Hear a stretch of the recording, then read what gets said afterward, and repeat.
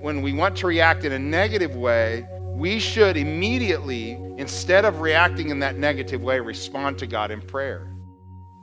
Psalm 64, if you guys would turn there. Psalm 64.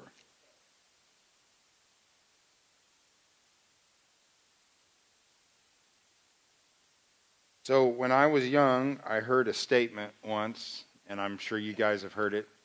Sticks and stones may break my bones, but words will never hurt me. Have you guys heard that before? Okay, if you're not, you've lived under a rock for the last 50 years. We've all heard that before. Sticks and stones may break my bones, but words will never hurt me. I think that's about the stupidest statement I've ever heard in my life. And I have had a lot of bruises in my life, but some of the deepest are the things that people have said. Some of the things that have stuck with me the longest are the things that people have said. And words can be incredibly painful and incredibly hurtful. And everybody in this room can relate to this message. Everybody in this room has had to deal with people saying stuff about you that you know is not true. And David had to deal with it. And he wrote a psalm about it in Psalm 64. And that's what we're looking at tonight. We kind of see his prayer to God. Remember, psalms are prayers in a sense, or songs to God. And we see this a little bit here in Psalm 64. So let's listen to the words that he says, and then we'll come back and talk about how David reacted when people were hurting him with his words. Hear my voice, O God, in my meditation.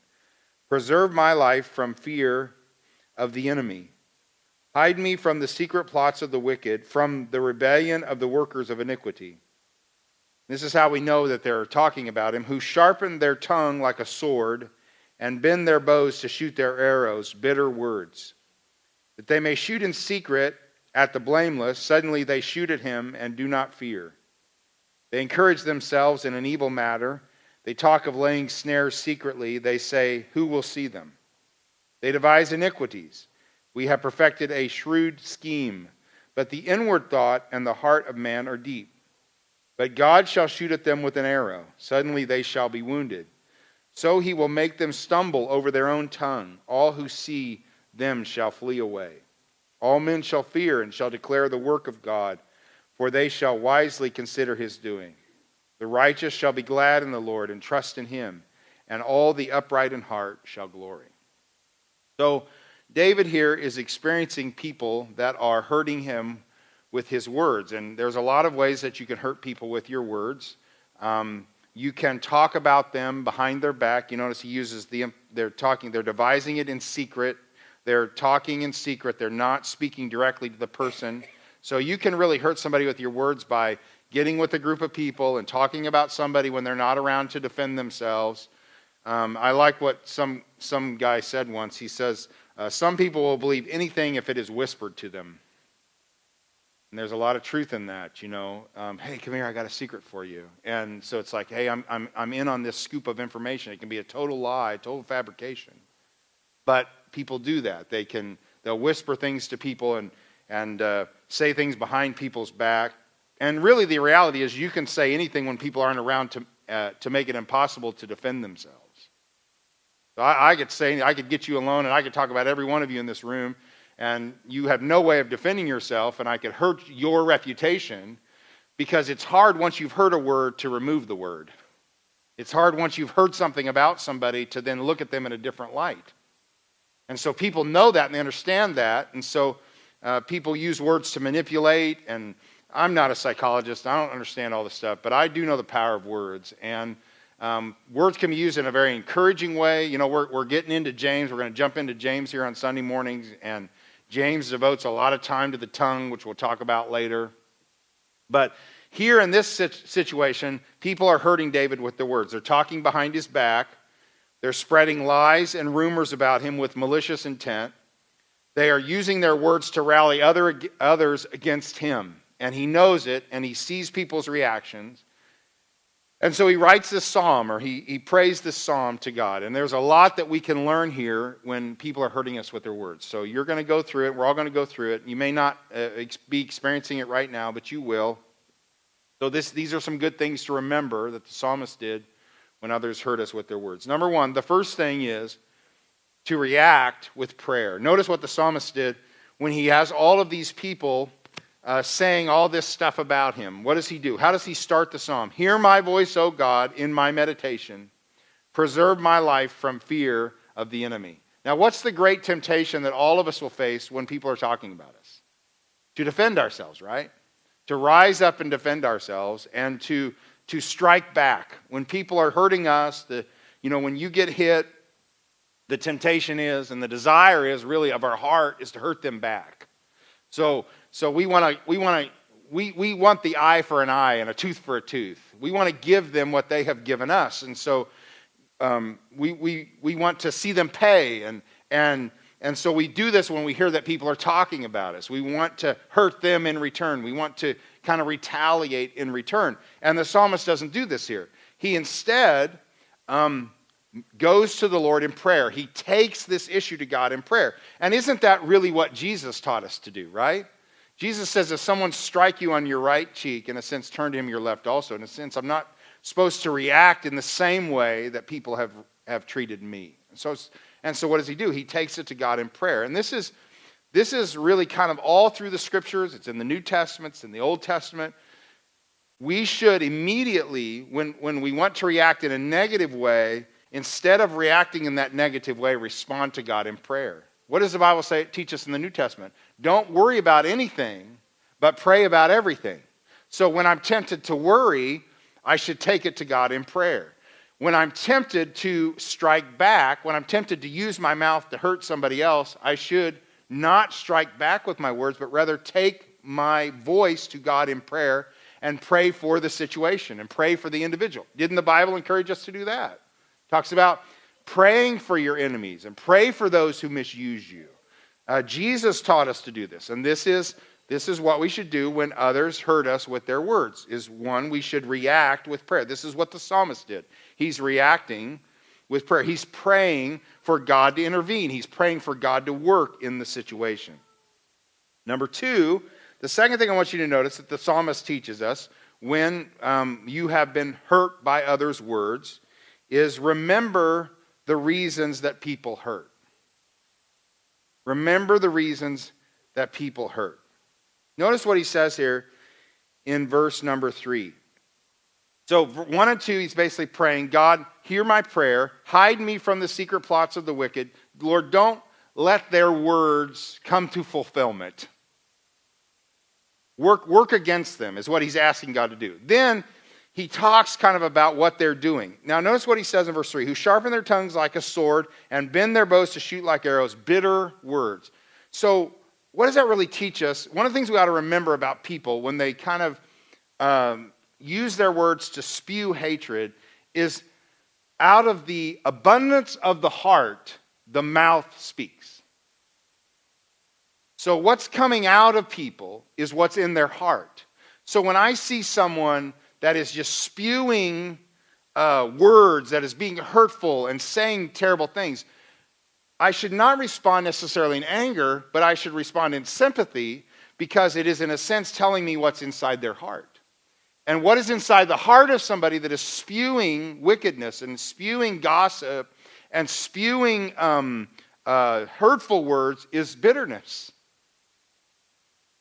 Their heart is bitter. Their heart is black. Their heart is ugly. And this is what he's saying here. He's saying they bend their bows like arrows. They're shooting out bitter words. And why are their words bitter? Because their heart is bitter.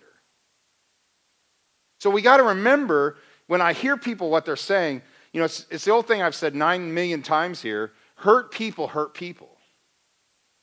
So people are hurting me because they're hurting. And it reveals what's in their heart. And they need us more than ever to pray for them that God would soften their heart.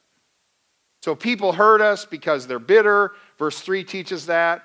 You got to remember verse 4. It says that they may shoot in secret at the blameless. Suddenly they shoot at him and do not fear. People hurt us with words because they're bitter. People hurt us with words because they're jealous. We get envious of people, and so we try to drag them down because we're jealous of their position or jealous of their influence or jealous of their wealth or jealous of their success. And so jealousy creeps up in people's heart, and jealousy comes out of the mouth in bitterness, trying to drag people down. Instead of us aspiring to their level, we want to pull them down to ours. Jealousy is a great revealer of why people try to hurt others. You got to remember this when people hurt with your words. Verse 5, they encourage themselves in evil matters. They talk of laying snares secretly. They say, who will see them? Years ago, I remember going and hearing a guy preach, and he talked about the use of our words, and I believe it was kind of along this line, but basically, great men talk about ideas, good men talk about things, and weak men talk about people. I don't think that's exact. I know great men talk about ideas and weak men talk about people, but I don't remember what good men do. So I just made the middle one up. But I do know this, that weak people, weak minds talk about people because they got nothing else to talk about. So let's just talk about people. Let's just sit around and talk about people. And really, quite frankly, it's because they're miserable. There should be pity for them. You're just miserable. All you can do is sit around and talk about somebody else. You bring nothing, no ideas to the table, nothing to the table other than the fact that let's talk about somebody else and drag them down. This is what weak minds do. And so when we see that, and when we hear people talking about us, and we get word of it, because we often do, that man, somebody's really talking you down, we should feel for them because they're miserable people. Miserable people do this. You find enjoyment in talking about others, to others. It kind of is an indicator of where your heart is. Then he says in verse 6, they devise iniquities, we have perfected a shrewd scheme, both the inward thought and the heart of man are deep. And really the reality is what it shows is they have a hard heart. Because if I have the heart of Christ, if I have the heart of God, then I'm going to love people. I'm going to care about them. I'm going to care about their well-being. I'm going to weep with those that weep and rejoice with those who do rejoice. And I'm going to want to lift people up, not tear people down. That's what Jesus did. So if you're being attacked, and you will be, you got to remember that there's a reason why people are doing it. And they're doing it, obviously, because they're a sinner, and they're giving in to the flesh, and it just reveals what's going on the inside. And when you have this urge to strike back, rather than striking back, you should have pity in your heart for them, because it means they're bitter people, they're jealous people, they're miserable people, they have a hard heart, and you should pray that God would do a work on the inside so their mouth would change on the outside. That's what the psalmist is doing here. He's saying, look, I understand why they're doing this. You remember when David left Jerusalem because Absalom took over? And was it Shimei? Am I saying that guy right there was standing by the side of the road cursing him? You Bible scholars, help me out. I think it was Shimei, wasn't it? Now, you remember that Shimei was a relative of Saul? You think there's a little bitterness there? And remember, some of the soldiers wanted to go, let's go whack him. Let us go whack him. He can't talk to the king like that. I think this psalm is written a lot out of those words that were being said. And David says, no. He understood what was going on in the man's heart. So remember the reasons people hurt you. So when people hurt you with their words, react with prayer. Take your words to God in prayer. God, please, this has really hurt me, and I want to react, and I want to say stupid things. And Lord, give me wisdom with my words. Help me not to react in kind. Because let me tell you, if you end up in the pit throwing mud and somebody walks by, they don't know who started it first. You both look muddy. You're both covered in mud. It doesn't matter who started it first if I'm flinging mud too. It makes sense? And that's what that's the psalmist is like, Lord, please hear my prayer. Preserve my life from fear. Hide me, Lord. Protect me. Help me through this situation. Our first reaction in all things should be prayer. It should not be our last resort. It should be our first resort. So react with prayer, then remember the reasons people hurt.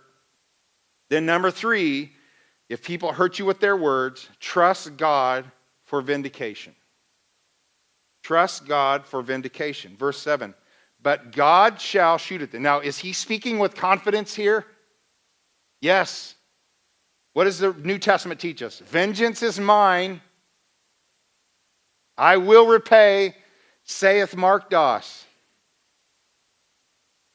Is that what the word says? Vengeance is mine, I will repay, saith the Lord. You are loved by God. You are one of his kids. God will protect you. He will look out for you, and he will vindicate you. So I must trust God. This is the psalmist. Okay, you meant it for evil. God will use it for good. He will vindicate me, and I trust him for vindication. The temptation when people are speaking about you is to clear your name. And let me tell you something. That is virtually impossible to do. You don't know who's heard what. What, can you make a Facebook post? I mean, how do you deal with this? Twitter? Get on Instagram? I mean, how do you deal with it?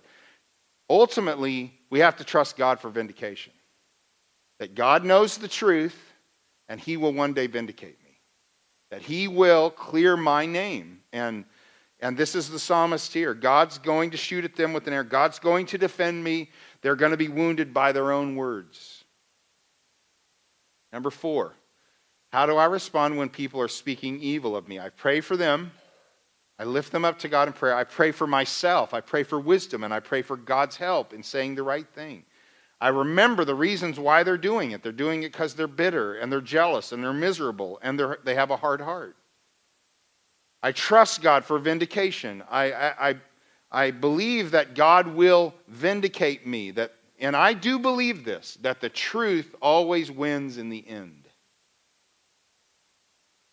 It may not win till heaven, but it'll win in the end. I hold on to that hope. Number 4, what do? I submit to God's plan. This is tough to hear, but I want to try to explain it, because God is writing our story. We all understand that, right? So what does he say? So he will make them stumble over their own tongue. So he's like, I know that God will vindicate me. He will make them stumble over their own tongue. All who see them shall flee away. All men shall fear and shall declare the work of God, for they shall wisely consider his doing. In other words, okay, God is going to allow me to be slandered by this individual. I'm not going to retaliate. God's going to fight for me. And then when people see how God has defended me, they will fear God and watch their tongue. But this is the deal. We don't like being the object of the lesson. Like, I don't want to be slandered, and I don't want to go through that. But we have to believe, if we believe the Bible, that all things work together for good. That God, while God does not approve of everything, he allows everything in a sense. It's not God's idea for me to be slandered. It's not part of his plan, but he allows Satan to do that, knowing that he will vindicate me and he will get the glory. So what I have to do is I have to go through the trial to believe that God will be vindicated in the end, and that he has a plan, and his plan is allowing me to be slandered so that he can be glorified, and I'm just going to trust him. Now let's all admit in the room that is astronomically difficult to deal with. Okay? But did Joseph do that? Yes. Joseph was sold into slavery by his brothers. This is the Sunday night crowd. You all know the story, right? Joseph was sold into slavery by his brothers. Joseph was a good worker, a good man, who was then falsely accused by Potiphar's wife, was thrown into prison. In prison, he did all he could to help people, help the jailer. He interpreted 2 dreams. They came true. He asked the man that was released to remember him. He forgot about him. He's rotting away in prison. But then Pharaoh has a dream. The guy that was set free remembers, oh, there's this guy named Joseph in a jail that can interpret dreams. He becomes second in command. His brothers come to Egypt for food because there's a drought. You guys know the story, right? Remember what he says? So you have the whole story of Joseph. He gets to the end of his life. His dad dies. Jacob dies. And the brothers are like, oh boy, it's pay time now. Dad's dead. Joseph's in charge. We're doomed. And they come begging for their lives to Joseph. And what does Joseph say? It's one of the most famous verses in the Bible. You meant it for evil, but God meant it for good. I've never been bitter at you boys. I do think he played with them a little bit. Right? But I don't think he was bitter at them. Why? Because he had to be sold into slavery to get him to Egypt. He had to be falsely accused to get him to jail. He had to be rot in jail until the correct time where Pharaoh's dream would be interpreted. He understood that this was all part of God's plan. So sometimes your negative situations are all part of God's plan, getting you to where he needs you to be. So this is the hard part. This is the difficult part. So in the tough times, we have to say, I trust you, God. I trust you. That's really, really hard to do. But if you're going to have a relationship with God and you're going to live life on this earth with any kind of a remote amount of joy, you've got to trust God that he's working all things for good. And it requires submission. Because we want to fight against that, right? I don't like this part. I don't like the pain part of the plan. We all hate pain, don't we? I mean, I do. I rebel against it. I don't like pain. But in the pain, some beautiful things can happen. Look, I don't like to get up here and announce that people are leaving like we did this morning. I mean, I'm emotionally drained tonight. It's difficult. It's hard. But God's writing the story of our church, okay? And God's plan for our church for 3 years was to have David here. And God's moved David on to plant a church, which is a beautiful thing. There's nothing wrong with that. And it's painful, though. But God has somebody else he wants to move in his place. He's working his plan out. Now, I'd just soon everything stay the same forever. Right? I just assume we all grow old together and then we all die at once. And there's no more pain and nobody moves and we all stay together till Jesus comes. I'd prefer that the rapture happen, we all go to be with the Lord at the same time, but that may not happen in our lifetime. We don't know the day or the hour, but that's not how life is, right? Life includes a lot of pain, man. Life includes a lot of goodbyes. A lot of sadness. But as I look back over my life, man, God has proved himself faithful over and over again. And in the pain, beautiful things happen. So I'm grateful for the pain. It's part of his plan. Sometimes pain breaks me. I need to be broken. But I got to submit to his plan. And sometimes God's used the hurtful words of others to teach me a lesson. So I got to submit to his plan. This is the psalmist here. He's just like, God allowed me to be slandered so that he could come to my defense and others will fear him. The greatest day of your life is when you realize that you're not here for yourself, you're here for God. Because then you get over yourself. And when you get over yourself, you can enjoy life a lot more. But as long as you're stuck in the fact that it's all about me while I'm here, you miss the bigger picture. And this is the psalmist gets it. It's a hard lesson to learn, but it's an important one. Number 5, what do you do when others hurt you with your words? Number 5, keep your heart clean. I just say verse number 10, the righteous shall be glad in the Lord and trust in him, and all the upright in the heart shall glory. If I can just challenge you as your pastor, guard your heart. Guard your heart. Because the righteous, now I understand that we are righteous because of Christ, okay? And we'll be glad in the Lord and trust in him. So, and the upright in heart shall glory. Happiness flows from a right heart. Gladness flows from a right heart, a heart that's right with God.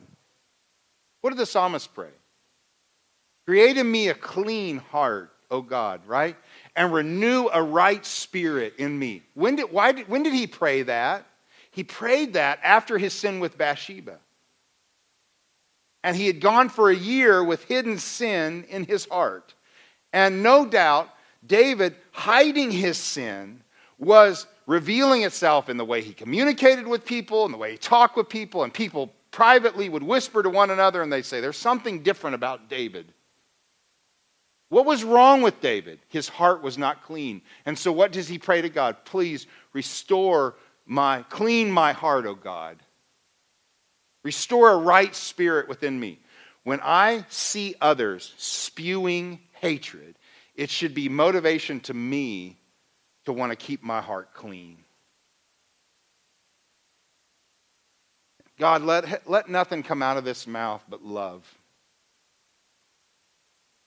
God, let nothing come out of this mouth but joy and peace.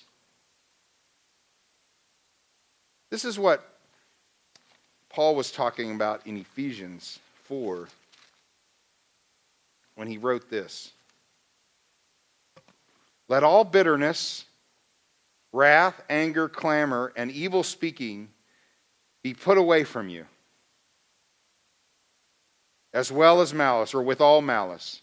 And be kind one to another, tenderhearted, forgiving one another, even as God in Christ forgave you. Now this is, let me just close with this point. The fastest way that our hearts get dirty, in a sense, or hard, or difficult, is when people hurt us. And then we don't forgive. And when we don't forgive, then our hearts get hard, and then our speech gets bad. I want to challenge you tonight. Who is it that has hurt you, whether physically or with their words, and you are holding resentment in your heart towards them? It will not end well for you. Please forgive them. Please forgive them. Not because you feel like it, not because it's an easy thing, but because it's a necessary thing to keep your heart clean. I've never in my life met somebody who refuses to give that's a happy person. Never met them. And if you want joy that's unexplainable, then forgive. Are people going to hurt you? Yes. Are people going to say terrible things about you? Yes. But forgive them. Some of you are in your 60s and you're still mad at your dad because of what he said to you when you were a teenager. It's time to forgive. Time to forgive. Forgive one. And this is not popular, this is not easy, and this is not embraced, but this is the teachings of Jesus, right? How often should we forgive Jesus? 7 times? Remember Peter? 7 times, Lord? Because I know that the law says that I have to forgive 3 times, but I'm going to double it and add 1 to 7. Peter thought he was really being awesome. And Jesus says, no, 70 times 7. Now, do not take a calculator or put a thing on your wall and say, well, I forgave him here and here and here. The point is not 490. The point is an indefinite amount of times. So what does that mean? That means that I get up tomorrow and I have hurt in my heart because of what somebody said or done to me. And when I go to God in prayer, I say, God, I forgive them. And when I'm at lunch and I see them across the room and my heart starts to get hard, I say, God, I forgive them.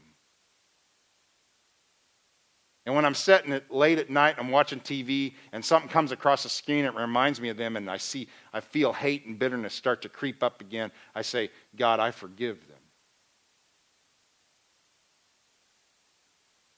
them. You may be saying that for the rest of your life.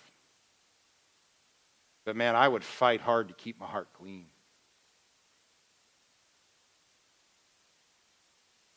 I mean, I've been there. Have you all been there where you just been angry at the world?